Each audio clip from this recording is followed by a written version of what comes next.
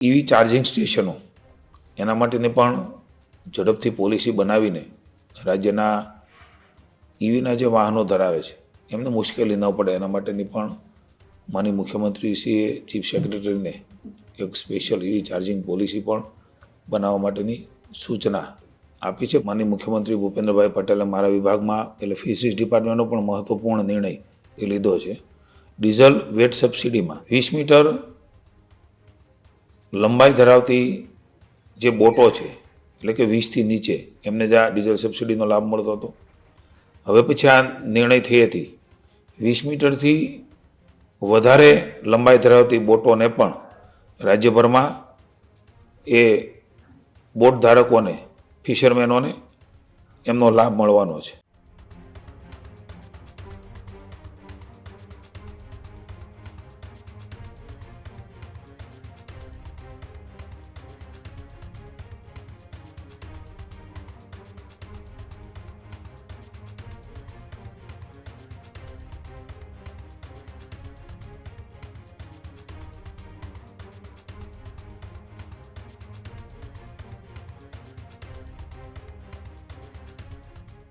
જે રીતના એ રાજ્યની અંદર અત્યારે અવિરત વરસાદ વરસી રહ્યો છે, એક બાજુ ગાંધીનગરની અંદર મુખ્યમંત્રી ભૂપેન્દ્ર પટેલની અધ્યક્ષતાની અંદર કેબિનેટ બેઠક મળી હતી. આ કેબિનેટ બેઠકમાં પણ વરસાદની પરિસ્થિતિને લઈ પણ ચર્ચાઓ કરવામાં આવી.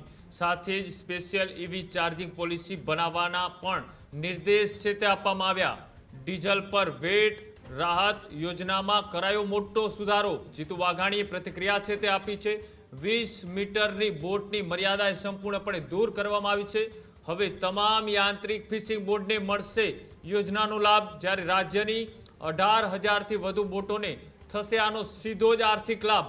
પ્રતિ લીટર મહત્તમ 15થી વધુ જે 15 સુધી મળશે વેટ રાહત, એવી વાત પણ જીતુ વાઘાણી દ્વારા કરવામાં આવી છે. એટલે કે પ્રતિ લીટર મહત્તમ 15 સુધી મળશે વેટ રાહત, આવી વાત કરવામાં આવી છે. એટલે કે સ્પેશિયલ એવી ચાર્જિંગ પોલિસી બનાવવાના નિર્દેશ છે તે આપવામાં આવ્યા છે. આજની કેબિનેટ બેઠકની અંદર અનેક મહત્વના મુદ્દાઓ ઉપર ચર્ચાઓ કરવામાં આવી હતી. તેમાંનો એક મહત્વનો મુદ્દો એટલે કે સ્પેશિયલ એવી ચાર્જિંગ પોલિસી એ બનાવવામાં આવી છે. સાથે જ ડીઝલ પર વેટ રાહત યોજનામાં પણ મોટો સુધારો છે તે કરવામાં આવ્યો છે.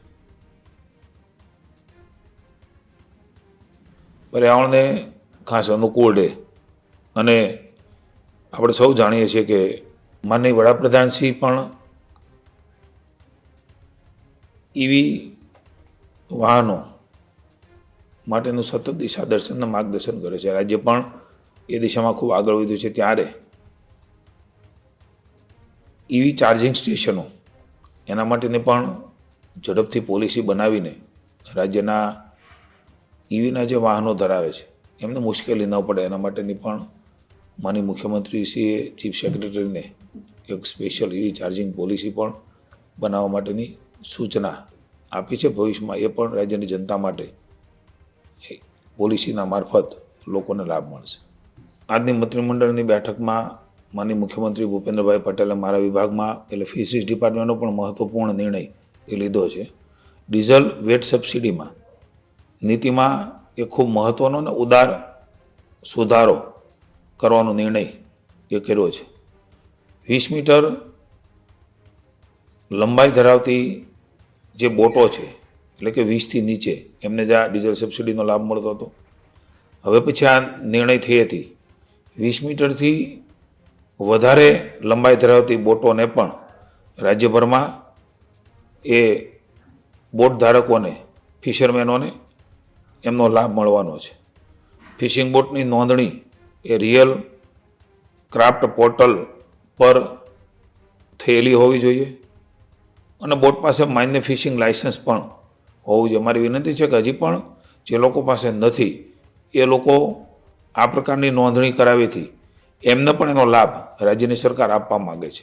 એટલે તમામ એસોસિએશનો ફિશરમેનોને પણ મારી વિનંતી છે કે આપણે સૌ સાથે મળીને આપણા ફિશરમેનો માટે એની નોંધણી કરાવવાનું પણ બાકી રહી ગયું હોય તો અત્યારે ચોમાસાનો સમય છે, એની નોંધણી પણ કરીએ.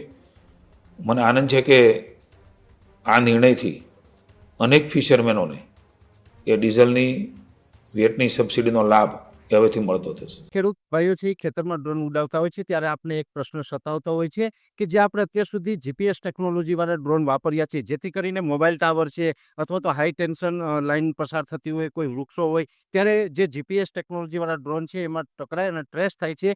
પણ એગ્રીઓન લાવ્યું છે જીએનએસએસ ટેકનોલોજી ડ્રોન, જેથી કરીને એ ડ્રોન છે એ કોઈ જગ્યાએ ટકરાય નહીં, પોતાની રીતે જ ડિસિઝન લે છે અને મૂવ થઈ જાય છે, જેથી કરીને જીએનએસએસ ટેકનોલોજી ડ્રોન છે એ વાપરવાનો આગ્રહ રાખો.